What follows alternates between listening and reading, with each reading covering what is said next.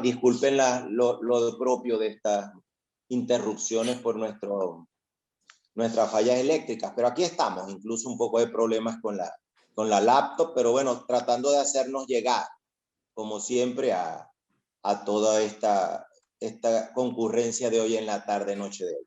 Agradecido a Dios, la Virgen, por estar presentes, llenos de salud, llenos de entusiasmo en este proyecto de nuestra promoción médicos cirujanos mayo 1990 de nuestra querida Universidad del Zulia. Muy orgulloso, como siempre hemos dicho, de ser integrante de la misma. Gracias, como siempre, a los coordinadores, el doctor Peter Paper, la doctora Yanira León, María Eugenia Villegas, José Santeliz. Muchas gracias, aparte, a nuestro siempre y sin duda alianza, que es el Centro Médico Docente La Trinidad, a través de nuestro amigo y compañero Luis Parodi, donde nos brinda este magnífico acceso a esta plataforma donde puede albergar hasta 500 invitados. Y esto de verdad para nosotros nos llena mucho de satisfacción. Bueno, comenzamos entonces. Nosotros somos el programa de perfeccionamiento de cirugía oncológica ginecológica. Muchísimas gracias por darnos esta oportunidad de acercarnos a los estudiantes de medicina. Nuestra coordinadora y directora del programa, la doctora Carmen Suárez, nos propuso en esta tarde de hoy hablarles de un tema que pocos hablan en el pregrado, que es prolapso de órganos pélvicos.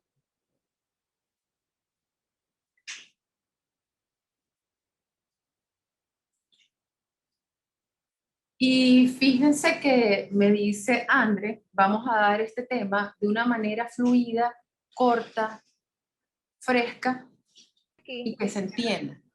Porque el prolapso de órganos pélvicos es una de las patologías más importantes entre las disfunciones del piso pélvico y tiene el enfoque del paciente multidisciplinario. En nuestro caso, nuestra exploración ginecológica se manifiesta como un descenso de uno o más órganos desde su posición anatómica pélvica habitual.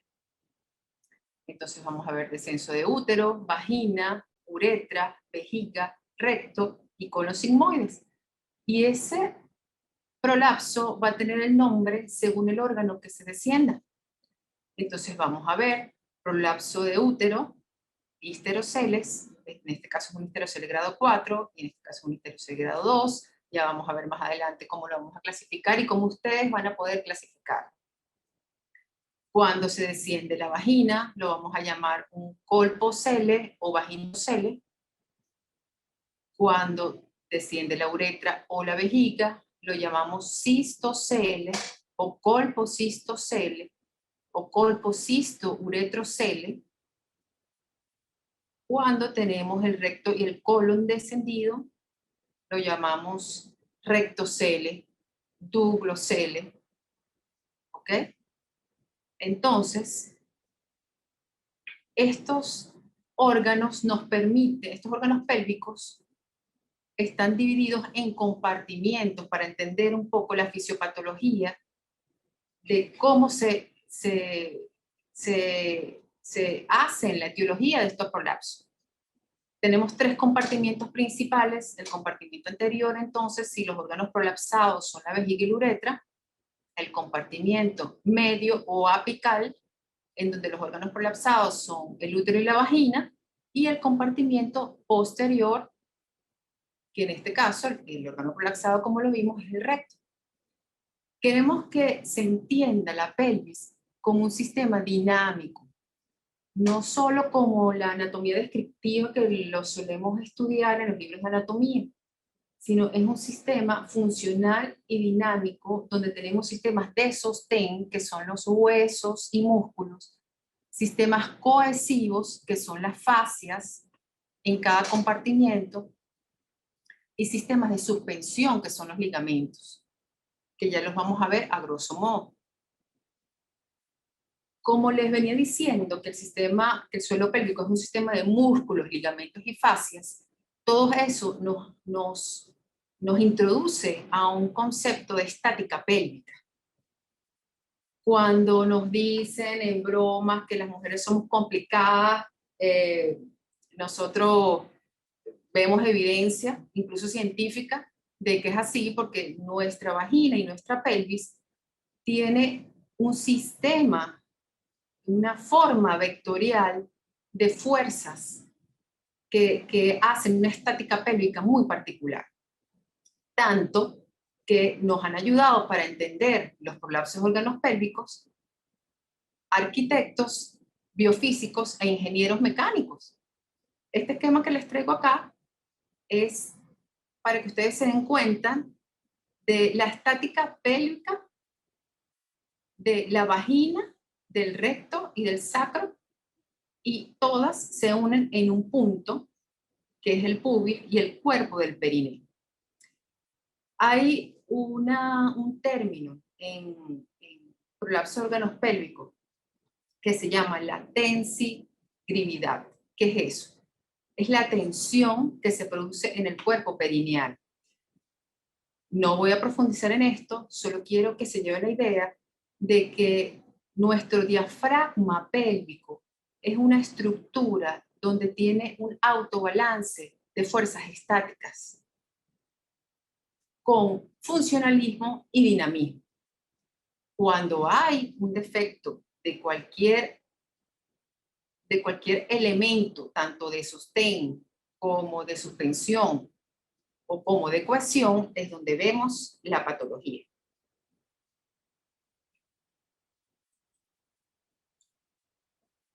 Nuestros órganos pélvicos tienen que enfrentar día a día la presión intraabdominal.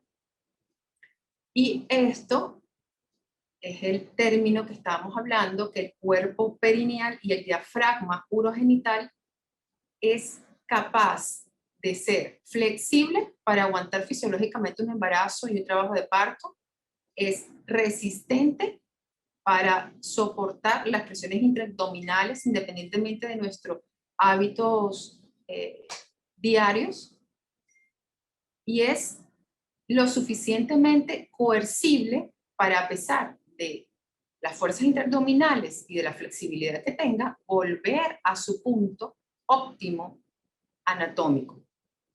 Esta es la anatomía normal, que vemos que el útero está horizontalizado, la vagina vertical, la vejiga horizontalizada, la uretra vertical y el recto vertical.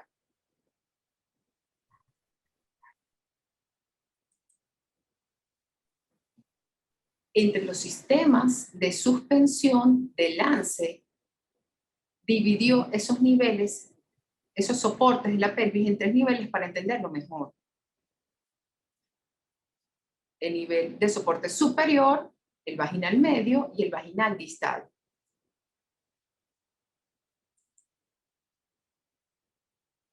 Entre el nivel 1, que es el complejo superior, que lo vemos acá,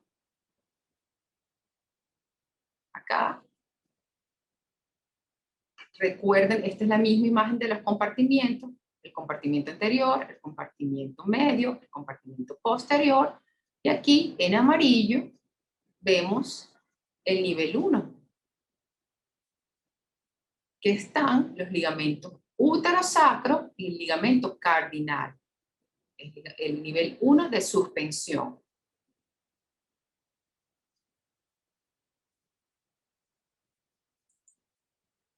Tenemos el nivel 2, que lo tenemos acá en verde, acá lo vemos a nivel del tabique recto vaginal y la fascia pubocervical. La fascia pubocervical y el tabique recto vaginal. Aquí lo vemos mejor en verde en la resonancia. La fascia pubocervical y el tabique recto vaginal. Y el nivel 3 de suspensión, lo tenemos acá, lo vemos acá, está en rosado, es el cuerpo perineal, que suspende la uretra y el tercio inferior de la vagina. O sea que cada órgano, tanto del compartimiento anterior, medio como posterior, tiene elementos de suspensión que lo debemos saber porque según el daño en ese elemento de suspensión va a ser el órgano prolapsado y el tratamiento quirúrgico específico dirigido a ese defecto. En general, la fisiopatología de los prolapsos de órganos pélvicos se da por lesión del músculo elevador del ano. Él tiene 3 haces: el iliococcigio, el tubococcigio y el tubo rectal. Y cuando se produce estiramiento y ruptura de esos elementos de sostén, que son los músculos, también se producen lesiones en las fases y en los ligamentos. Y esto nos produce síntomas. ¿Qué síntomas vamos a tener en nuestras pacientes? Presión, pesadez, problemas en sus relaciones sexuales, puede haber incontinencia urinaria, como escape de orina, o urgencia miccional, lo que llamamos las ganas repentinas de orinar, lumbagos, dolores pélvicos, dolores de espalda, la protrusión del útero y del cuello uterino hacia la abertura vaginal, infecciones vesicales repetitivas, también infecciones vaginales repetitivas con aumento del flujo vaginal y sangrado vaginal. El conocimiento adecuado de la anatomía y fisiología del piso pélvico son fundamentales para entender la patología y planificar un tratamiento. No necesariamente tienen que saber el tratamiento quirúrgico en los niveles de pregrado, pero sí entendiendo que tenemos una estática pélvica, tenemos elementos de suspensión, que son los ligamentos, elementos de sostén, que son el pubis, el sacro y el músculo elevador del ano, y elementos cohesionables, que son las fascias que vimos que se dividen en compartimientos. Podemos tener una visión más funcional de la estática pélvica y atender a nuestras pacientes en el rural o como médicos generales. Debemos poder clasificar el prolapso de órganos pélvicos. Hay varias clasificaciones, hay 4 en general. Las más usadas por nuestro servicio es el POPQ. Sin embargo, la más generalizada por urólogos, ginecólogos y médicos generales es la clasificación de 1972, que es la de Baden, en donde la clasificamos en grados del 1 al 4. Se ve muy elaborado este esquema, sin embargo, les quiero decir que es muy fácil de recordar. Vemos el útero, vagina, introito vaginal, ¿ok? Y el grado 1 es aquel prolapso que llega hasta el plano medio de la vagina. Fácil. El grado 2 es aquel prolapso que llega hasta el introito vaginal. En algunos libros ustedes lo van a encontrar como que llega hasta el himen o hasta las carúnculas himeniales o hasta la línea himenial.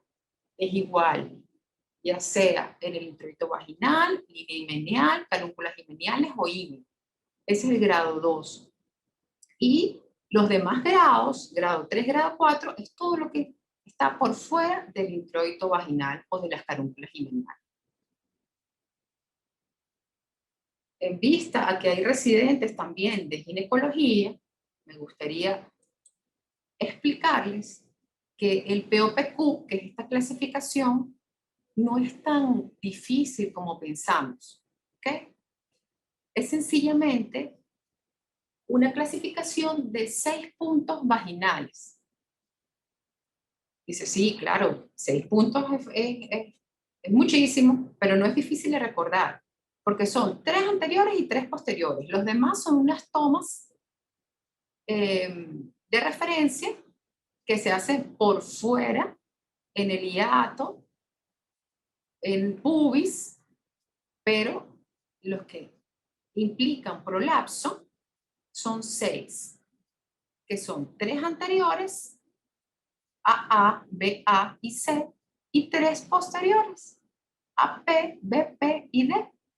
El AA es de A anterior, El BA es de B anterior, y el AP es de A posterior y de B posterior. Son 2 puntos vaginales, 1 cervical y 3 puntos en vagina posterior y 1 en el fornix.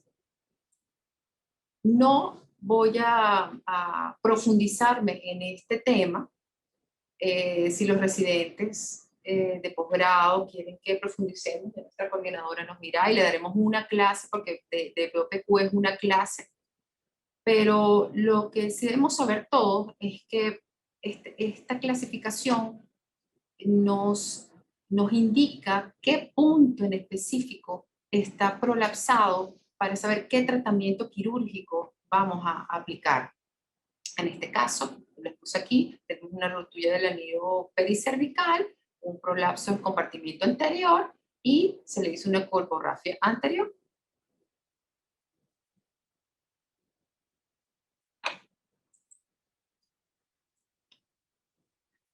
A ver, ¿quiénes son los pacientes que tienen factores de riesgo para esta enfermedad? Hay varios factores. Factores predisponentes, como el sexo, sabemos que las mujeres sufrimos más de prolapso, neurológicos, anatómicos, el tipo de colágeno que tengan las pacientes, muscular, cultural y ambiental. Con respecto a los factores estimuladores, está el parto, las lesiones neurológicas, lesiones musculares por accidente, radiaciones, rupturas de tejido o cirugías radicales de pelvis. Con respecto a los factores promotores,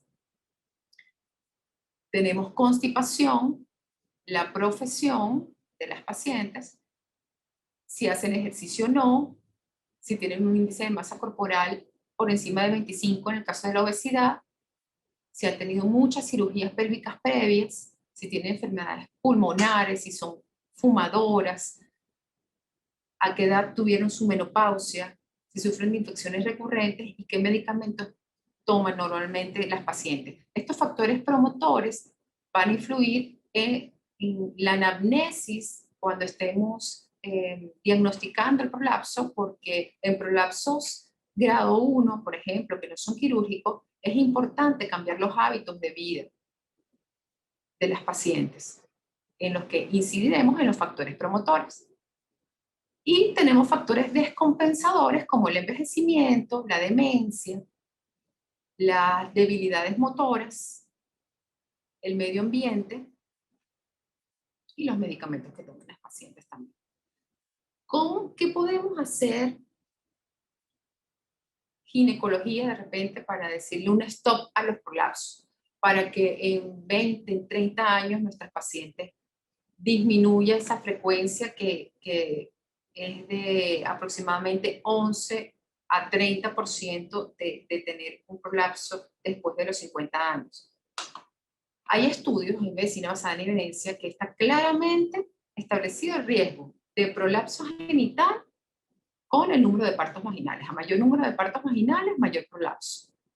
Y hay un estudio interesante del 2019 del Dr. Baski que nos dice que el trauma del elevador del ano, que es un elemento de sostén de nuestro sistema de nuestro diafragma urogenital, aumenta 2 veces más cuando la circunferencia craneana es mayor de 35 centímetros y 3.4 veces cuando el diámetro está sobre 35.5 centímetros. Y el riesgo relativo se duplica cuando la segunda fase del trabajo de parto es mayor a 90 minutos. Entonces, los médicos tetras tenemos un papel importante, como ven, en los traumas del elevador del ano, poniendo una alarma cuando tengamos una circunferencia mayor a 35 centímetros y una segunda fase del trabajo de parto prolongado. ¿Cómo hacemos el diagnóstico? Es estrictamente clínico. Hay estudios que ahorita está en boga, la resonancia magnética nuclear dinámica y el ultrasonido transperineal dinámico, tanto 3D como 4D, sí son herramientas importantes en la consulta. Sin embargo, el diagnóstico sigue siendo estrictamente clínico. Por eso es importante su clasificación y ver que qué sitio está dañado. Entonces, ¿cómo evalúa una paciente con prolapso? Miren ustedes. Primero la anamnesis, sabiendo qué factores están en esa paciente que predispongan a esta enfermedad. Segundo, una inspección una inspección de genitales externos para identificar si hay cicatrices, si hay desgarros perineales, postparto. Después, una exploración ginecológica habitual y normal con el espéculo, viendo paredes vaginales y, muy importante, un test de esfuerzo, porque con el espéculo y la inspección ginecológica hacemos una maniobra de Valsalva que mandamos a pujar a la paciente para que se exteriorice no solo el prolapso de las paredes o el prolapso que tenga la paciente en ese momento, sino también alguna incontinencia urinaria de esfuerzo asociada a este prolapso. ¿Qué pruebas hago cuando tengo el diagnóstico de prolapso? Una ecografía ginecológica simple, un uroanálisis con urocultivo y un estudio urodinamico que es opcional, que solamente mujeres candidatas para cirugía. Sin embargo, lo podemos plantear entre las pruebas complementarias que le vamos a indicar. ¿Qué podemos hacer? Ya lo diagnostiqué, le mandé las pruebas. ¿Qué vamos a hacer ante un prolapso? Podemos tener tres conductas a seguir. O lo observamos, o tenemos tratamiento conservador, o un tratamiento quirúrgico. Claro, la observación solo en pacientes que están oligosintomáticas, sin repercusión funcional y que tengan un control periódico. ¿Qué hacemos con la observación? Aquí están los factores que hablamos, los predisponentes, los de hábito, tanto evacuatorio como hábitos de deportivos que tenga la paciente, y podemos indicar ejercicios en esta paciente. Es decir, la conducta es observación, sobre todo en prolapso grado 1, que hay mucha literatura, hay libros de los ejercicios de Kegel, pero a manera general son ejercicios de contracciones vaginales, donde se contrae la vagina, las mantienes contraídas por un tiempo determinado, que ese tiempo hay mucha literatura sobre eso, que pueden ser 5 segundos, 10 segundos, 20 segundos, dependiendo de la paciente, porque es un músculo que vas a ir fortaleciendo. Luego relajas y luego descansas. Los ejercicios de Kegel se pueden hacer a cualquier edad y, claro, el que les coloqué aquí es nivel 33. Ya esta paciente puede levantar su pelvis perfectamente, pero solo con contraer la vagina, tanto en esta posición como en posición sentada, se puede realizar. Hay pacientes que les van a preguntar si pueden realizar los ejercicios de Kegel orinando. Hay literatura que dice que sí se puede recomendar, hay literatura que no, pero sí se puede recomendar, sin embargo, que tenga un uroanálisis y un urocultivo previo donde todo esté normal. Entre la otra conducta que podemos tomar ante un prolapso es tratamiento conservador con los pesarios, ¿ok? En pacientes que no se pueden operar, aquí vemos cómo se introduce un pesario. Se utilizan, existen en nuestro país, pero son en pacientes muy particulares. Y el tratamiento quirúrgico, ya cuando son lapsos grado 2 en adelante, que tenemos 3 cosas a seguir en el tratamiento quirúrgico. Primero, mantener un eje vaginal orientado, mantener una adecuada profundidad vaginal, porque en la consulta hemos visto pacientes que han sido operadas de prolapso vaginal, donde no tienen una adecuada profundidad vaginal, ni una entrada adecuada al introito, y mantener un eje uretral y uretrovesical posterior adecuado. Pero en esta conducta del tratamiento quirúrgico podemos dar clases de todas las técnicas quirúrgicas que hay, porque son sitios específicas, según el daño que tenga según el tipo de prolapso.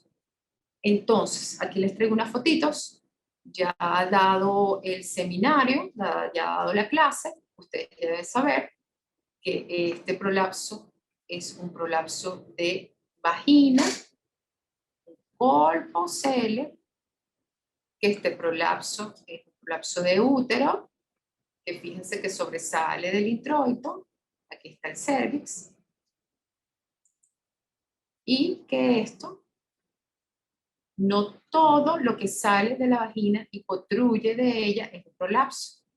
Aquí vemos un uretrocele, que tiene otro tratamiento, pero quería traérselos en esta tarde de hoy para que vieran que no todo es prolapso. Bueno, gracias.